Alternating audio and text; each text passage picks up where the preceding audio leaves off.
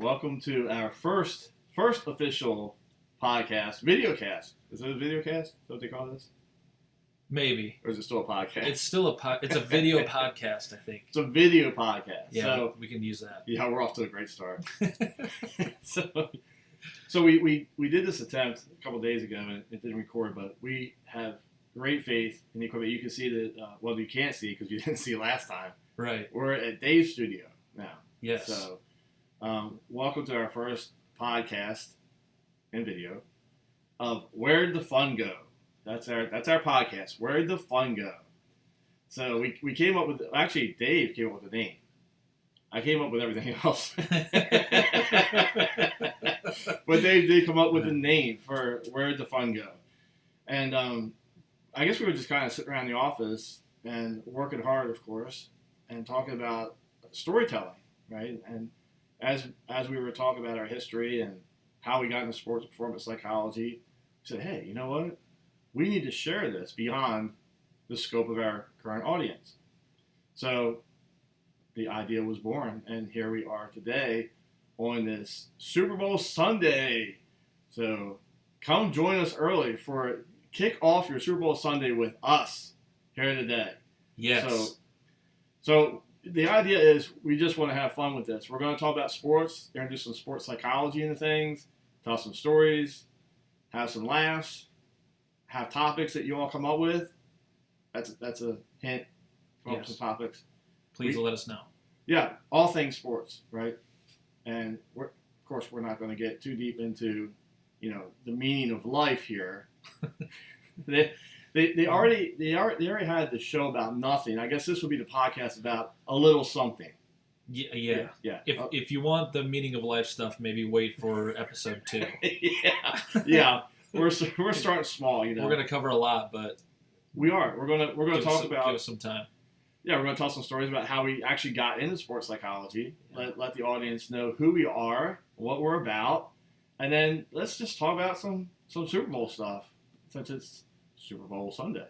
Yes. And so for those of you who don't know, JP and I work together, and so we are united in a lot of different things in baseball, sports psychology, performance psychology, helping individuals perform better under pressure and just overall in their lives. So that's how we got together, and we decided it would be a lot of fun to talk these ideas, share some laughs, and just, just have some fun, I think, overall. Because where'd the fun go? Where did the fun go? That's what we're trying to find. We're finding it. It's the hunt. We're on the hunt. The crusade, it may be.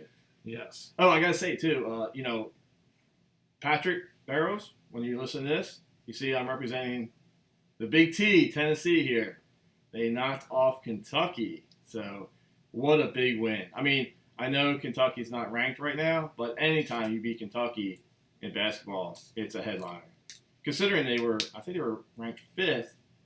Talking about Tennessee was ranked 5th at some point, then they lost to Florida.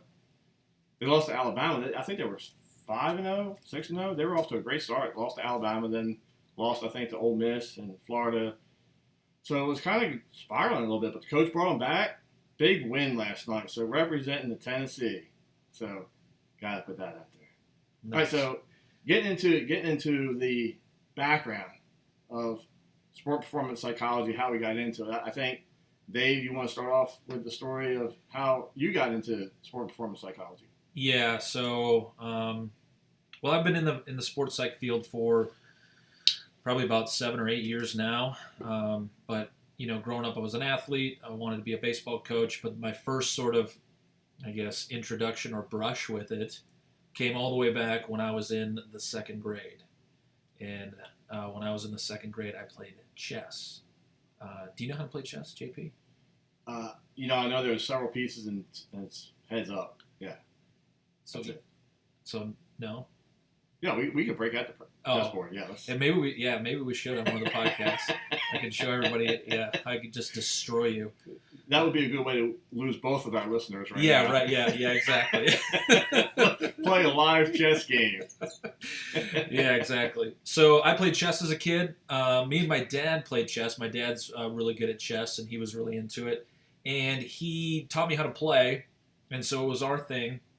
And then he mentioned one day that there was a championship for it, a state chess championship, and I was in second grade, and I was like, man, that would be really cool. I wouldn't be just any old kid that played chess. I would be the best, and I would go for it.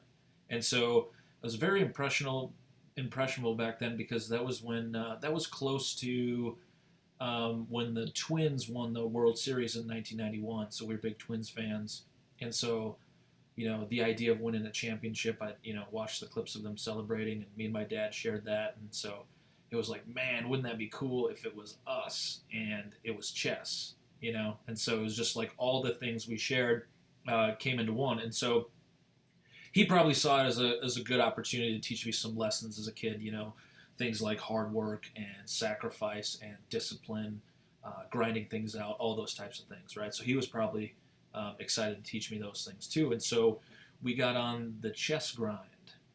You know what I'm talking about, JP, right? The grind. Yeah. Yeah. Yeah. Yeah. I've been on similar grinds. Yeah. I've been on poker grind. Oh, yeah. Which we should get into later.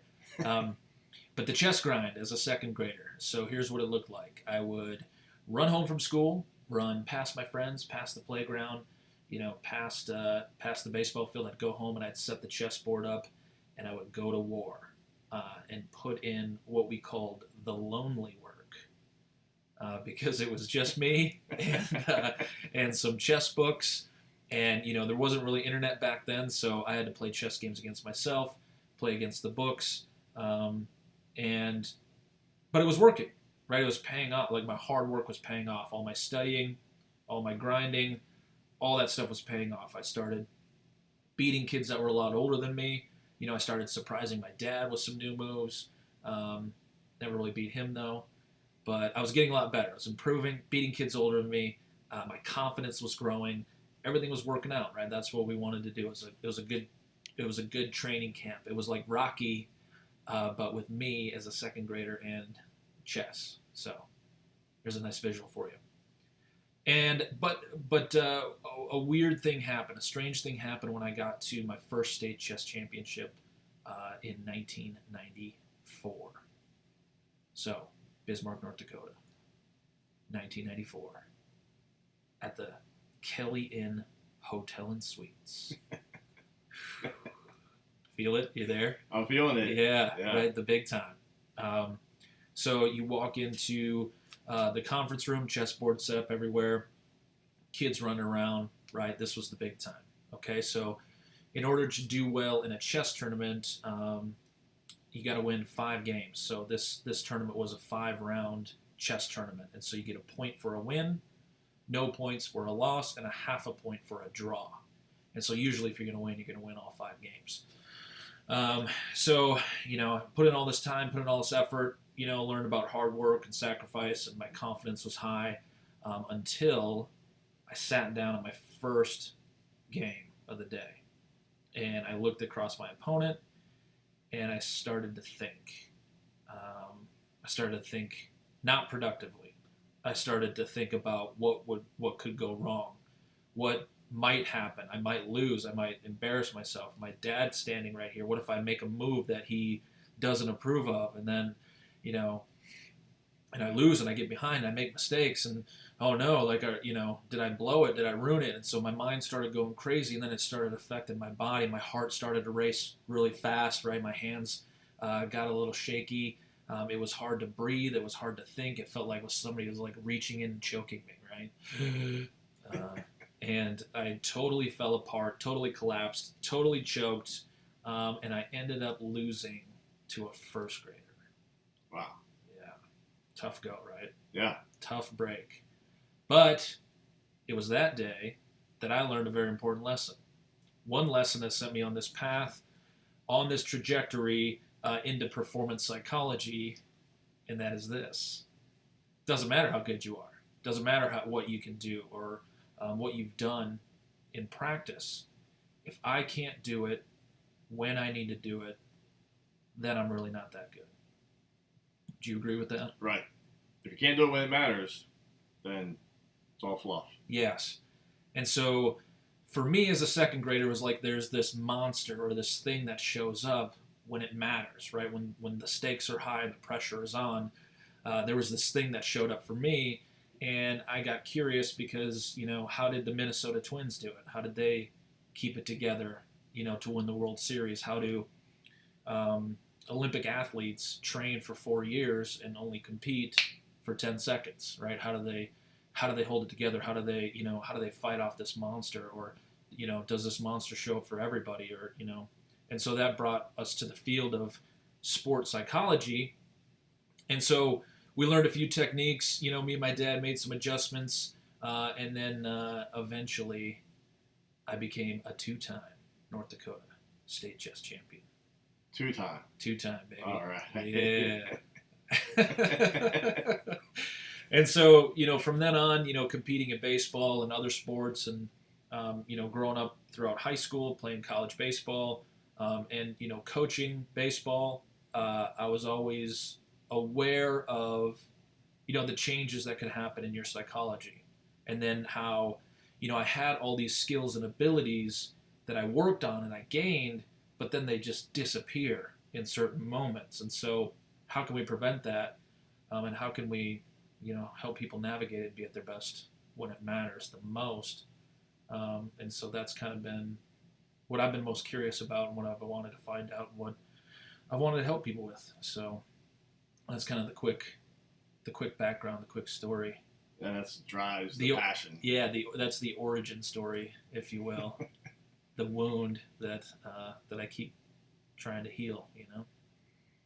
Well, my journey is similar in some ways, but the opposite end of the spectrum. Because your key point, it sounded like, was it doesn't matter how good you are; it's being able to perform in the moment when it matters, right? Yeah, like today, like Super Bowl Sunday. Yeah, right. Like, everybody's good in the Super Bowl. Like, you're in the NFL, you're talented. It's game time. It's the Super Bowl, and so who can dish it out today is what matters. Right. Who's got the mental fortitude and mental agility to transfer that mindset from one thing to another, and that attention from one thing to another quickly. Yeah. So how I got into sport performance psychology, and a little background from my playing days, is where the other end of the spectrum is it doesn't matter how good you are. For me, it was about it doesn't matter how bad you are. I was that kid in Little League that played right field for 3 innings because everyone got to play. So I got to high school, and the competition obviously was getting somewhat better, and I had to make a decision. I mean, I love the game of baseball, but I either had to get better or I had to let it go and just be a fan. And I decided I was going to put all my effort, all my energy into that. And there was a quote from Brooks Robinson that went something like to the effect that hard work outperforms talent when talent doesn't work hard.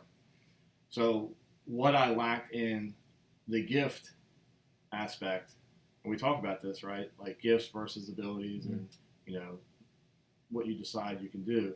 So while I didn't have all the gifts that some of the other athletes had, I did have the choice to do the hard work and put the work in.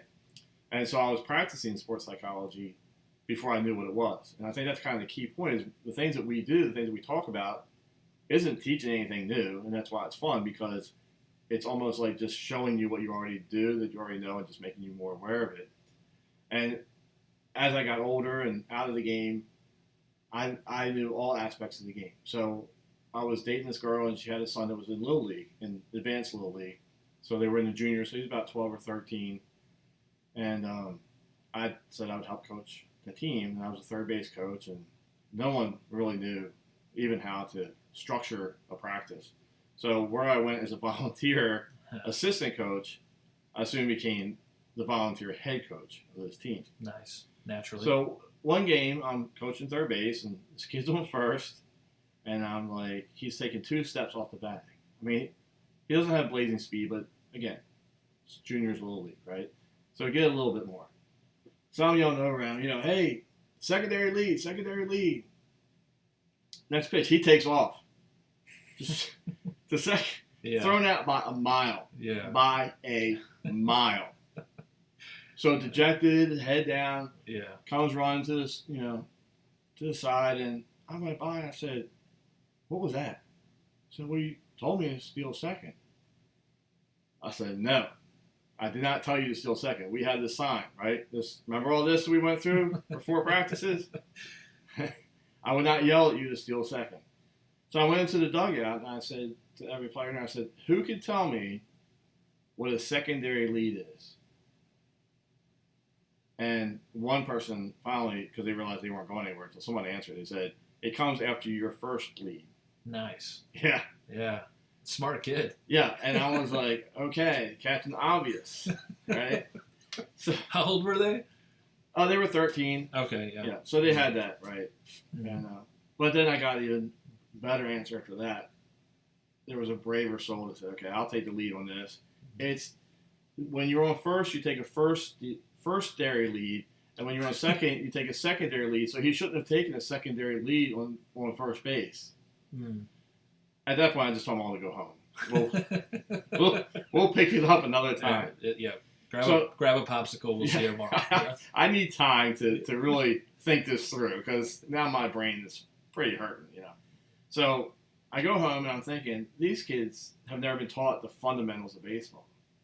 And so out of that was born Quinn's PhD Baseball Academy. And the PhD is for pitching, hitting, defense. So let's not give myself a credibility that wasn't there. But it did get the attention of some upper echelon coaches. And so they came out, kind of saw what I did, and it was a little bit different because I was incorporating some mental skills and focus and attention control. Without calling it those things, I was like, just pay attention. This is how you pay attention. And one of the coaches said, my name's Dr. James. I said, nice to meet you. He said, so where'd you go to college? I said, well, Salisbury University. He said, oh, okay. I'm from California. I went to Stanford and, got my doctorate. Yeah, so kind of lost me. He said, we have this conference coming up in July, and it's called ASP. I said, oh, okay. I was like, well, I don't think I have any allergies, so maybe I'll come. Yeah. And then so I acted like I knew what he was talking about. Went home, Googled ASP, and it stands for the Association for Applied Sports Psychology. Right. Whew. And so put you on the spot. take a drink. Yeah, that wasn't in our show notes. We'll talk about the show notes. Yeah. So I looked this up and I'm like, wow, there's actually a field of psychology that has to do just with sport performance. And I said, this is pretty neat. So he gave me his card and I gave him my card and he said, okay, so what did you learn in Salisbury? I was like, well, I graduated. He asked me when I graduated. I said 1992. He said, well, you've had your master's since 1992. I said, oh no. No, I had my bachelor's degree in 1992, and this is 2015 or 2016. And he said, well, you need to go back to school. I said, thank goodness that my transcripts aren't online because we didn't have anything online when I graduated undergrad in 1992. But he said, no, there's other schools, there's school online, there's all different ways. So I did my due diligence. I looked for a very reputable school that I could go to grad school. And so I ended up going to what we refer to as the U. Mm. Right. I know there's a couple of them out there, but just for clarification, so I don't step on anybody's toes, the University of the Rockies online program. Nice. Yeah. Go Rocks. Go Rocks. Yeah. They are now under. Do you know who they're under? I have no idea. We might have to get Sarah Anderson on this. I think she was the last. Ashford University. Yeah. Okay. Under Ashford. So, yeah, she was, I think, the last doctorate program for the U of the Rockies. Oh, wow. Yeah. And so, but she still has a diploma from Ashford. So that's why I remember that story because she was pretty tore up about it. Oh, nice. But my graduate certificate program and diploma is from the U, University of the Man. Rockies. Yeah. So that's kind of how I got into it. It was just really this neat knowledge base I needed. And again, it was things I was doing. I just didn't have a context or a foundation to build off of, and that's what it did. And then shortly after, I got the opportunity to go work with the Army, and here we are today. Yeah, here we are. And the rest is history, as they say. or the future. Yeah. And you've got more of a future than I do, I think. But well, maybe not after this episode. Yeah, right. Maybe not after partnering up with you. Right. Yeah, I feel like this is that Moneyball scene where they're talking about, the old, Brad Pitt's older and he doesn't have a college degree, but he says, I'm the one taking a risk here, and I got nothing to look forward to. You're young, you can take chances because you can recover from this. This is it. This is right. Maybe maybe we shouldn't post this. That's funny. But yeah, I think so. I originally got into sports psychology too because I wanted to be a baseball coach. I wanted to coach college baseball, and that's what motivated me to go get my master's degree, Minnesota State University, Mankato. Go Mavs, Mavericks. Had some great experience there. I was a volunteer grad assistant for the baseball team, and Coach Moggers, God bless him, he allowed me to just come up with my own mental skills program and give it to their players. And I didn't know what I was doing, but I prepared. I think over Christmas break I read like 14 books in 14 days because I was just terrified that somebody was going to ask me a question that I didn't know the answer to. And then kind of got started there, and then of course, coach baseball, coach youth baseball, all that stuff. But then, climbing the coaching ladder is pretty tough, and there's not a whole lot of opportunities. And we had, luckily, we had a son on the way, and so I got the opportunity to work with the Army the first time back in 2015. So, comes full circle. Yeah, I mean, I started out in Arizona, went to Tennessee, and now I'm in South Carolina. So that's one thing about this job is it's pretty close knit group of people. Like you will find people that you've worked with, move on, and then you hear about them coming back into the program, or it's a small circle of people. So you run into each other, but there's a lot of opportunity if you're willing to travel, and obviously we have both been in that boat where we're willing to do that. Yeah. Shout out to my wife, Casey, who allows us to travel for 5 years in a row. Yeah, and thank Casey for allowing us to have a studio in our house. Yeah, right. Surprise. Yeah. Yeah. So that's what we're hoping this podcast turns into is, giving some good tips, telling some good stories, just having some fun around sport and psychology, and because like you said, we interact with a lot of people around the field, a lot of coaches, athletes, and things the past year have seemed very serious, and so you and I are lighthearted guys. We like to have some fun. We really take what we do very seriously and very important, but we also have fun and enjoy it too. So hopefully this is fun, and we can find where the fun go. Yeah, we will search it out, and we need your help. So we have a menu, you might want to say, or a board that we're keeping all of our ideas on. It's right there. Yeah. So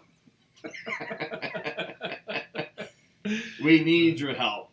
Yeah, come up with some ideas. We'll put it on the board. Yeah, so if you have any questions or topic ideas or anything you'd like to hear us ramble about, then let us know.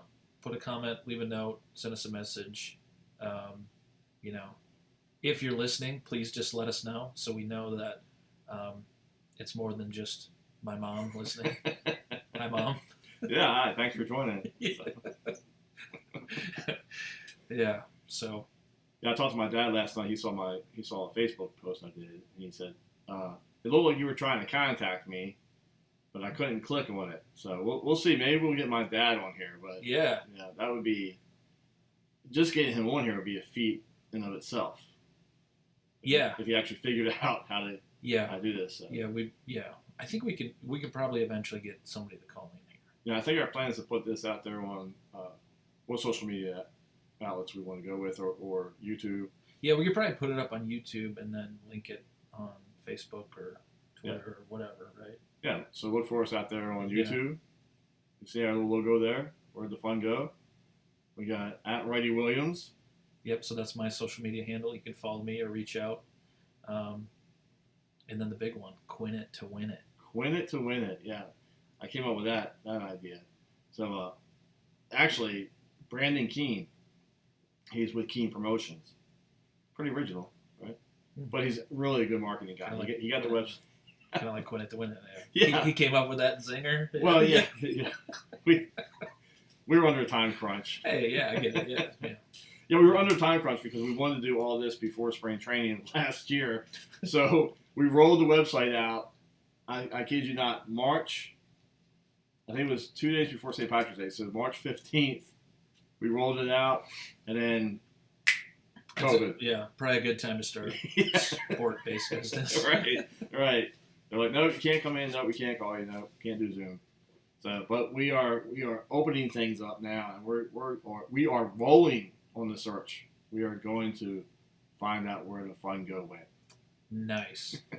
Yes. What do you think? What do you think people can benefit from the most from like having a mental coach or a sports psych coach? So wow, we didn't have this one. I know. Yeah. Well, you went off teleprompter, so I'm gonna throw one on there too. Since you're plugging your website, let's let the people know what they can find on there, what you can help them with. So I think the key to the website as well as the podcast is we both, obviously, Dave and I have a background in sport performance psychology and of baseball. So I don't want us to keep saying that it's a baseball, and it is under Quinn's PhD Baseball Academy. There's so many different skills across the board of all sports, as well as corporations and businesses. So we talk about, with businesses, we talk about teamwork, right? Yeah. How do we effectively communicate? How do we give effective praise? I mean, we always are really good at effective criticism. Somebody does something wrong, we're like, hey, don't ever do this, or this again. Yeah, maybe we should go over effective praise just in case anybody has some for us here, because there's probably gonna be a lot of criticism. Yeah, right. So, and that's what that was kind of the segue I was going with. So we expect, don't ever do this again. But effective praise is really about telling someone that they did something well, specifically what they did well. And if you think about when we get praise, like, hey, good job today. Well, if I want to repeat that performance, or I want my colleague to repeat that performance, or my subordinate, if I'm the boss, to repeat the performance, I need to be specific about what they did well, so they know to come in and be specific about what they need to do to keep the praise going. So if we're doing something well, if there's one thing we do well during this, let us know so we can repeat it. This is a great time to practice effective praise, because you really may have to really seek it out to get good at this, get good at the skill. And the key point is they're all skills, right? So these aren't things that either I'm born with or not born with. These are things that we have to a certain degree, and then we just develop it like any other skill. So I think people can benefit from a mental skills coach in any aspect, whether it be sports or in their everyday lives of performance. Anything where you want to excel, where it matters, right? Not everything's a performance. Right. Yeah, so think about anything you want to improve, right? Any performance, any number that you want to raise, or any standards you want to raise, or anything you want to improve, probably falls under performance psychology. If we care about it and it matters and we want to do better in it, well, chances are there's a physical component, there's a fundamental component, and there's an absolutely mental component, because if you're listening to this, you're probably a human being. So, well, our reach is far and wide. So yes. Dogs are perking their ears right now. Yeah, maybe. Yeah, they're probably growling at you. They hear that. Yeah. So when we talk about the different sports topics, there are so many out there. We could take clips.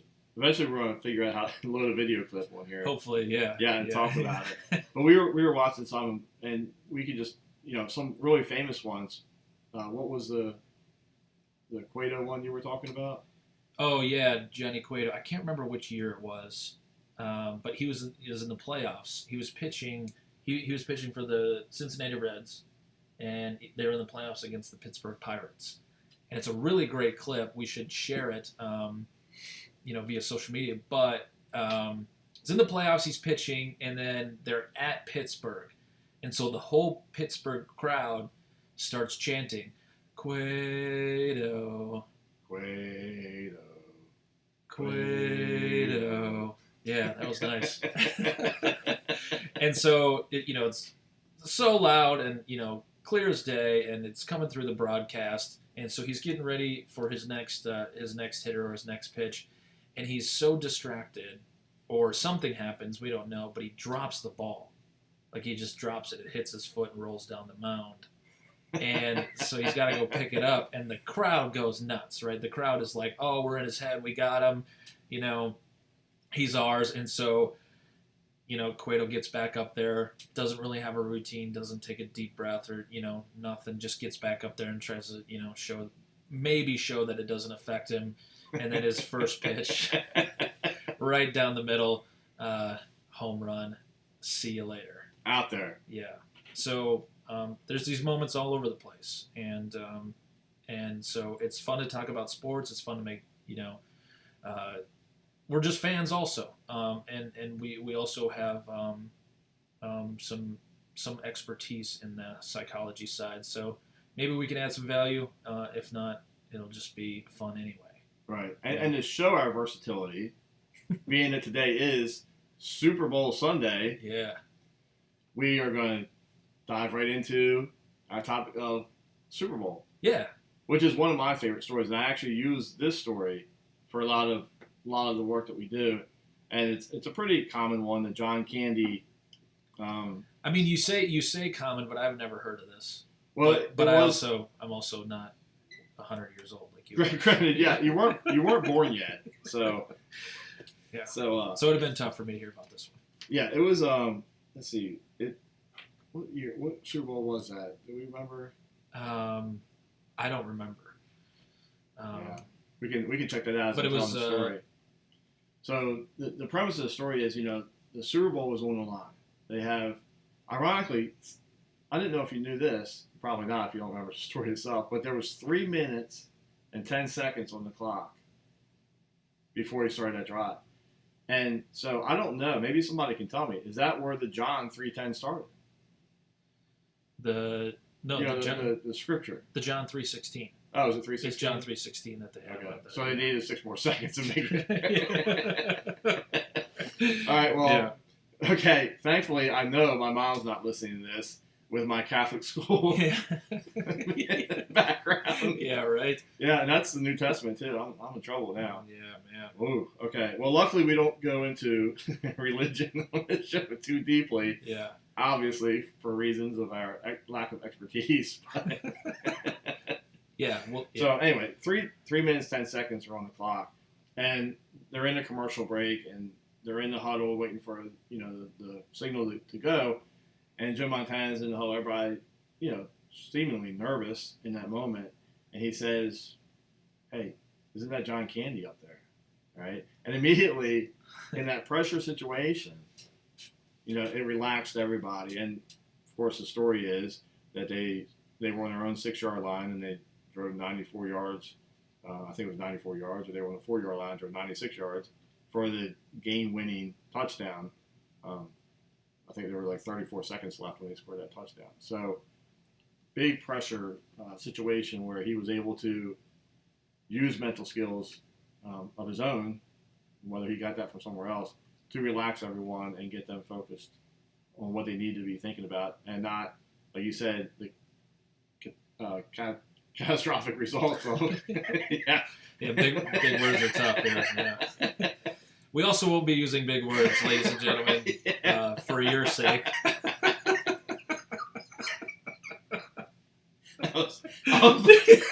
We want to keep things relatable for you, and we're scholarly men, and we are academics, but you're not going to get any of that here.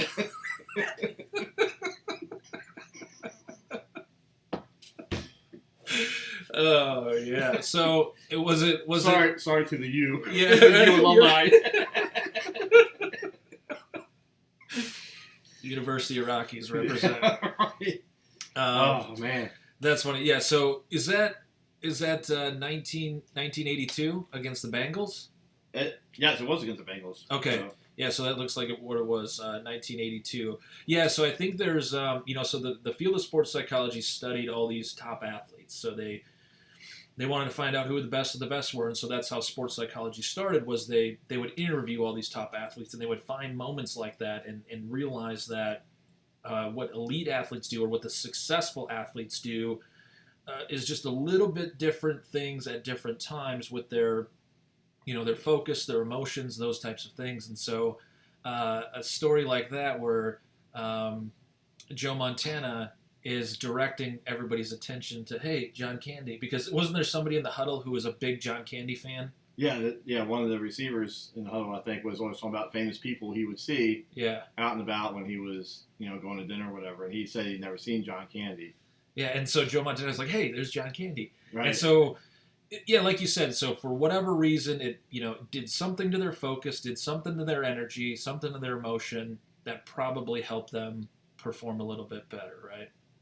Yeah, I mean, taking their focus away from, not messing up, not getting overwhelmed in the moment, and just normalizing that situation. Yeah.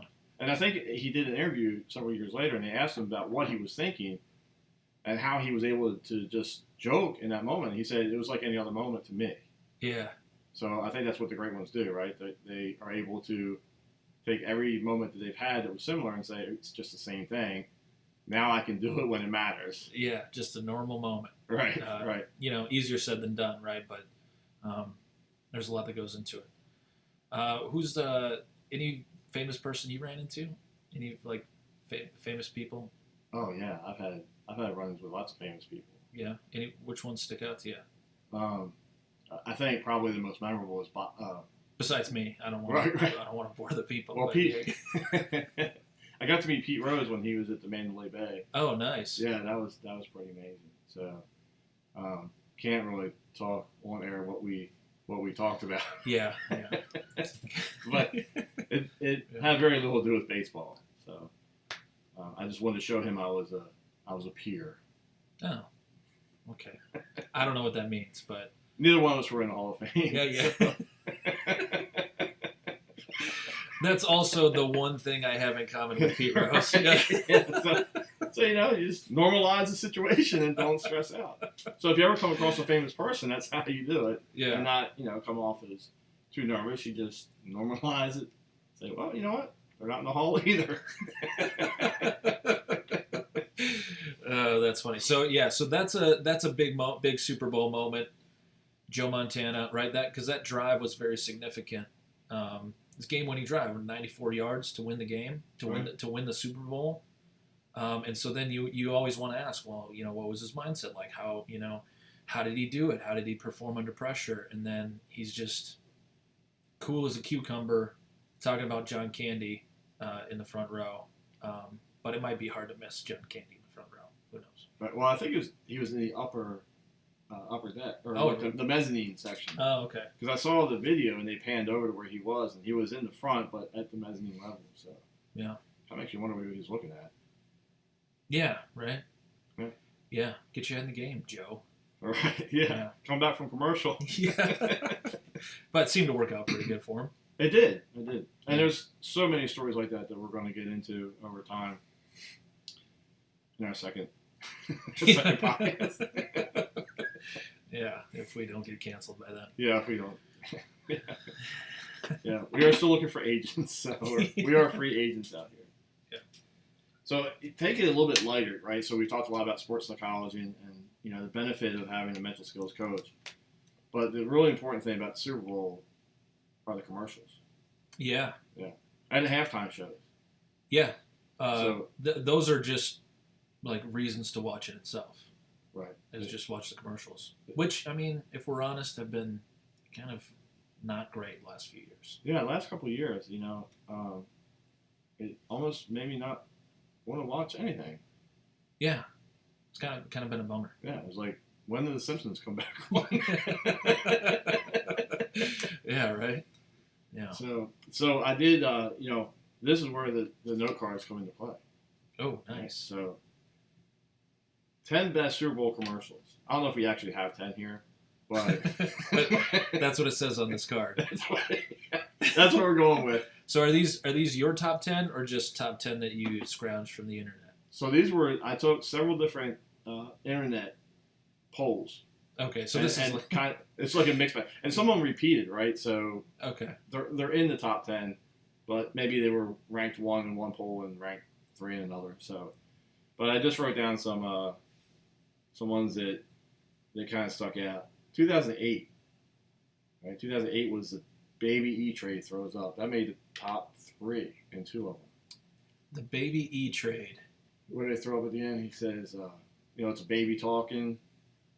He says, I just made a trade. And he clicks. You hear a mouse click. He goes, that's how easy it is. And he's like, kaboot. Oh, yeah. Yeah. So, yeah, that was a good one. I don't think I gave it justice. But The other E-Trade one that I liked that I told you about was there's like 2 guys sitting in a garage, kind of like this, Yeah. and there's a monkey that presses play on a boombox, and then the monkey jumps up like on a table like right here, and then the monkey starts dancing, and then these guys are like clapping to the music, like just some I don't know, funky tune, and that's all it is. Like they're just doing that for about 30 seconds, and the monkey's got an E-Trade T-shirt on, and then it goes on for 22 seconds or whatever, and then on the screen it says we just wasted $2 million. What are you doing with your money? Genius. Genius. Right? Yeah. So, and I think you gave that one much more. What am I looking for? Professionalism. Justice. Okay, much more justice. That's Yeah. what I'm Okay. looking Yeah. We're just. for. But because it was on my note card, I really didn't know how to respond to it. That one didn't make the list. Maybe it should have. Yeah. So, this one. You'll know this one. 2010. Snickers. Oh yeah. You're playing like. Who are you playing like? Yeah, Betty White. Yeah. Yeah. That one's really good. That is really good. You're playing like Betty White out there. Here, have a Snickers. It's sometimes it's hard to like remember that these started out as Super Bowl commercials, Right. because they're so good, and they all, of course, if they're successful, they have a life after it. But some of them you forget that they start on Super Bowl Sunday. Yeah, and speaking of which, is our next one. Good transition. Good segue. I'm the king. So the Old Spice guy, you see him now a lot. Right? Yeah. Just everyday commercial. I think it's the same guy, but in 2010, he did the back to him, back to me. Your man could be me, but he's not me. They could smell like me. Oh yeah, that's funny. Yeah. I'm on a horse. Yeah, that's a good one. Yeah, I think he's been other ones since then. Yeah. It's the same actor. It's the same voice anyway. Yeah, Old Spice really went way out there, didn't they? They did. But it worked. They did a good job. Now, this one made number 1 on 2 and was number 2 on the third one I looked at. Okay, so this one's got... This one is like legit. This one might be the Joe Montana of It might be. commercials. It might be the Joe Montana or the Joe Flacco. Oh, jeez. Okay. Hey, they tried to cut the power, right? Yeah. But he came back out and was cool Joe. Yeah, I was going to ask you about that. So let's get the commercials there. Yeah. Yeah. Okay. Yeah. So because we're going to talk about more Super Bowl moments, hopefully. Hopefully. Maybe. I don't know. Possibly. So we could. We got a what do we got? Pork butt. Yeah, my pork butt is almost done. I've been smoking that bad boy all day. And I took it off, and it's like resting right now, so all the smell is coming at me. I haven't eaten all day, so. Wow, if you just cut in on this part, it's not the show you think it is. So right. Guest appearance by Bobby Flay next week. Yeah. So get through your stupid note cards so I can go eat, JP. So this is the one 1984 had a couple of really good ones, really good memorable ones. So the 1984 one from Apple. You remember that one? Yes. Yeah, that's number 1. It was number 1 on the list I looked at too. Yeah, number 1. And it's so eerie because this is 1984 when Apple was just coming out with a home computer, and it's all these clones marching in line. We need this information. We need this information. And it's kind of eerie that's where. Yeah, because they're like filing in like they're like clones. They have their heads shaved. They're filing in and sitting down on this giant screen, right? This giant talking head, telling them that no, this is the information. This is, obey. I don't know exactly, but it's like that, right? It's like an actual scene from 1984 where it's like programming them, be the same, don't think for yourself, and then there's this like Hooters girl, right, with a sledgehammer, right, running through, and then she just like launches the sledgehammer into the screen, smashes the screen, down with the establishment, and your programming, and then they introduce the Macintosh. So I guess she would be the android. No. Because that's what Apple became, right? Apple became that. They are the establishment now, in a sense. Maybe. I don't know. Yeah. I didn't think that far into it yet. Yeah, that's a little too deep for I know. Yeah, you took it to another level. All right, next 1984. So I think that one is pretty impactful, right? That one is like, because 1984, where they burned all the books and tried to control information. And so I think that was a brilliant commercial because Macintosh is coming out with a personal computer. And that's the idea is like, you can't control the information anymore, and you can't control us, and you can't control our speech. And, And if you don't conform to the Apple, you can't communicate with anyone else. Right. Yes. Yeah. That's why when I send a message from my Droid phone to everyone else I work with who all has Apple, and they like it, I get 16,000 messages with the message that says, "Hey, Dave Williams just liked your message. I don't need to read the whole message again." And then you get another one that said, "Dave Williams unliked your message," because it was an accident. Yeah, it was whoops, sent to the wrong person. Oh, didn't mean that. Yeah, that is a feature I have seen. They can actually unlike something, so it gives you the ability to change your mind. Well, Droid, now once it's out there, it's out there. It's just have to can't get that. Best you can. Can't get that like back. Yeah. So the other 1984 that made the list, which I remember this one. Where's the beef? The Wendy's commercial with the whole ladies. It's all done. So, and I think that kind of crossed over in the culture quite a bit. Cultural crossovers to Where's the Beef? Where's the beef? Yeah. Because it was like three old ladies. What were they like testing out? I don't know. They brought into like a burger, like there's like a giant bun, Right. And then you couldn't even see any of the burger. Yeah. And that still happens today, right? You try to get like a really good burger, but it's like too much bun. You need the right bun to beef ratio, if you know what I'm saying. Children's show, maybe, probably not. And so then there's like these old ladies are looking at it, and there's one old lady that leans in and goes, "Where's the beef?" Yeah. So work on that one. Yeah, and then Arby's has what does Arby's say now? I think we have the meats. Yeah, but didn't they have? We are the meats. Yeah, I thought they had one that said beef in it. I don't remember. We keep talking about food. I'm going to have to go get some of that pork. Dude, I'm telling you, I'm just subconsciously steering towards the food. Yeah, I know. We're gonna quickly. That's what we should have did too. We should have counted down like a top 5 like things to eat during the Super Bowl. Oh yeah. Like what are the best snacks out there? Yeah. Yeah.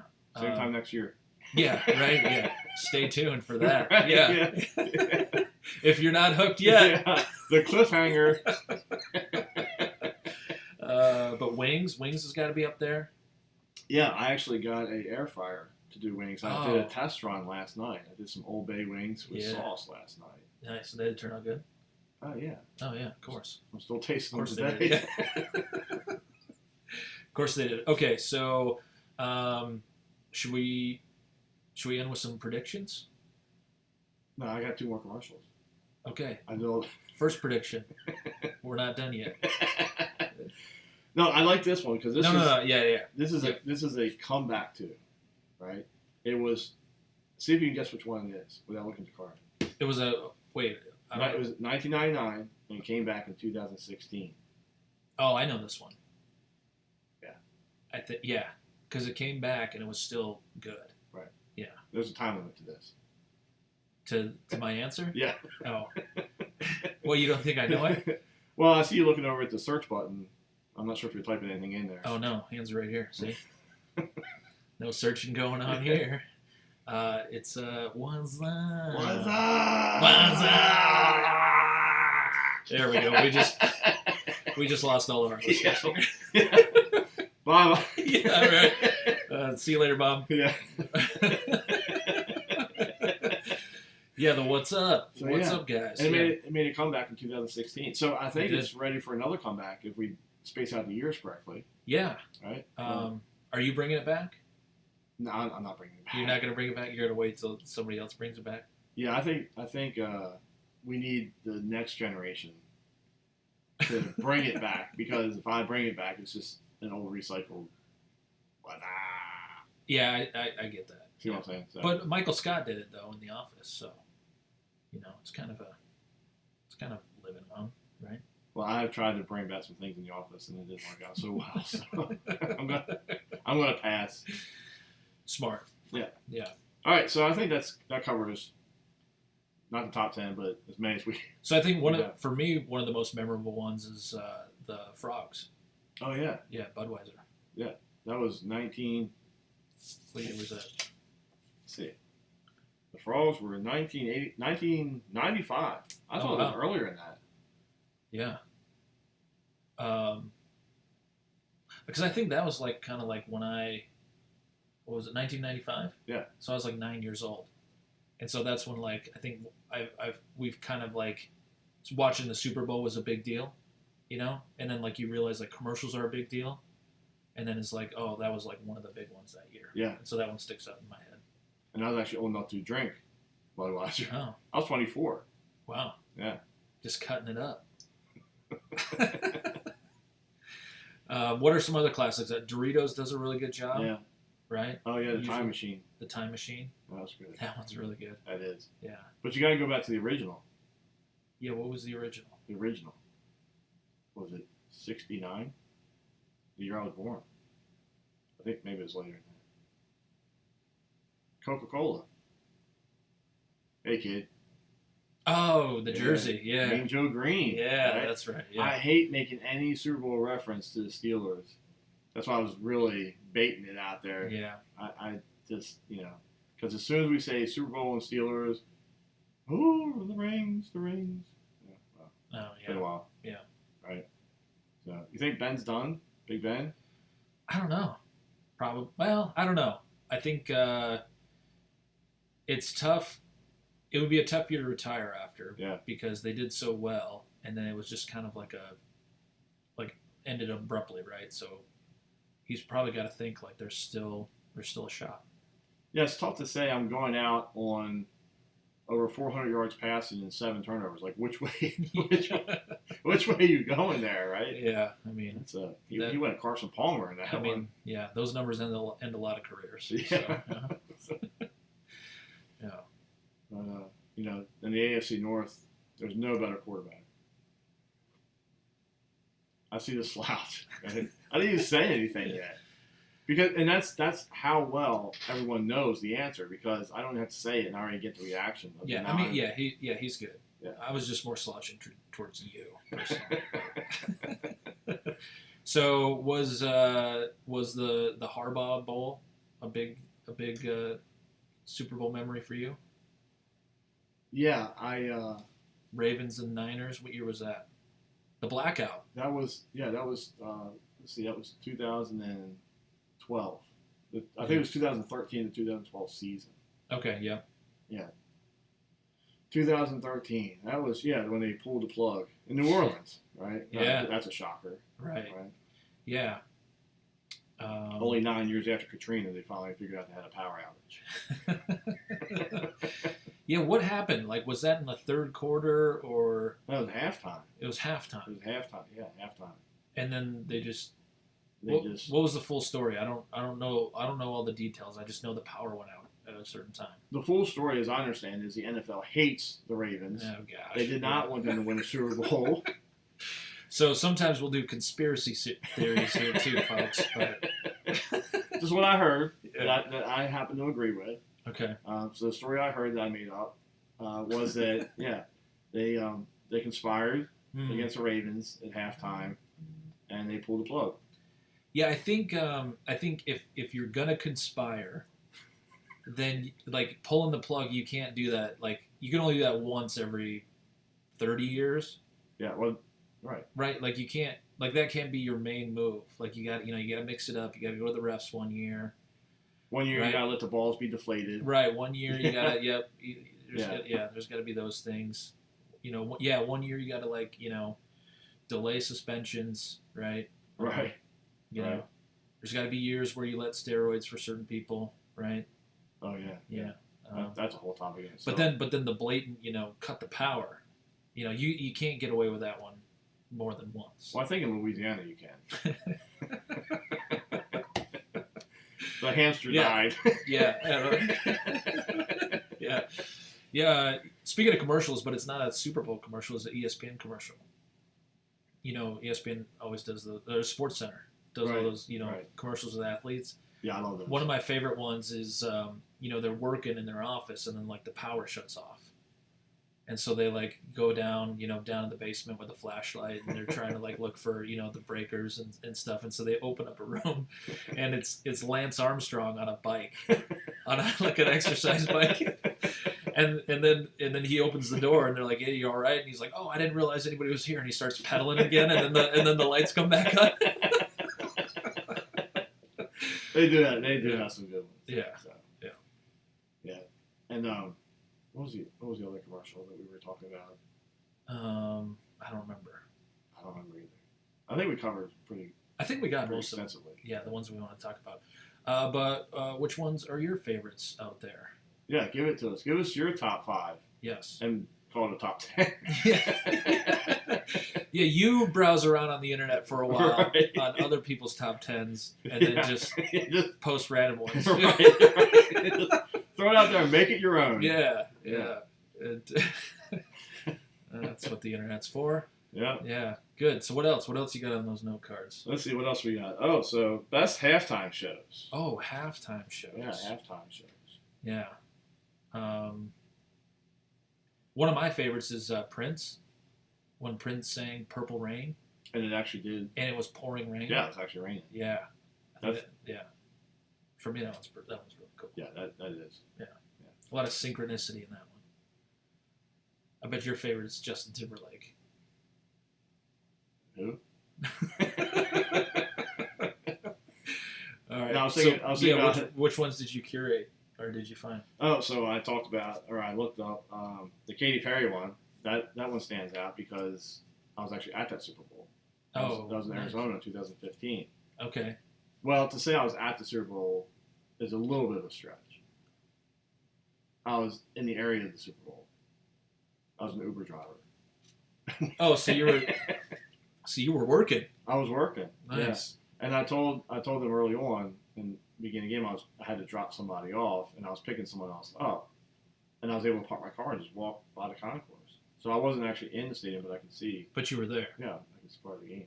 Yeah. But then at halftime, I went back to my car because I wanted to make sure I was ready to pick people up because it was pretty heavy duty then. They were making a lot of money. I bet they. Yeah. More I'm making doing this.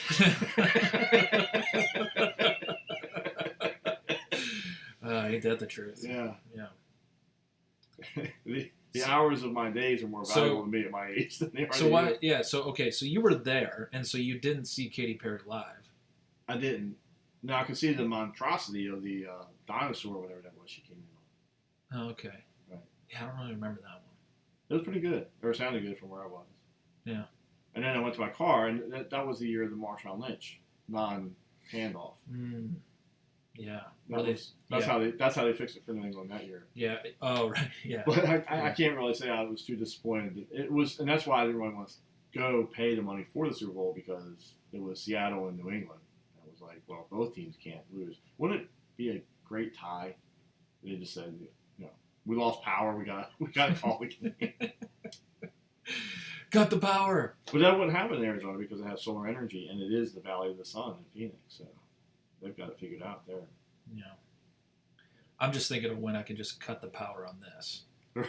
You know, I think I think that's my way out. But do I use it very first episode or do I save it for for a way out yeah, later? don't use your go-to right away. Yeah, Yeah. save it. Yeah. Save it for a needed time. Yeah, maybe episode 3. Right. Yeah.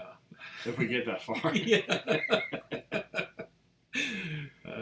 Yeah. And then the other one, my favorite one was, I think it was 2011, the Black Eyed Peas. Oh yeah. Yeah, that was great. The Black Eyed Peas have a special place in my heart because of Vegas, and I saw a show that I was able to participate in.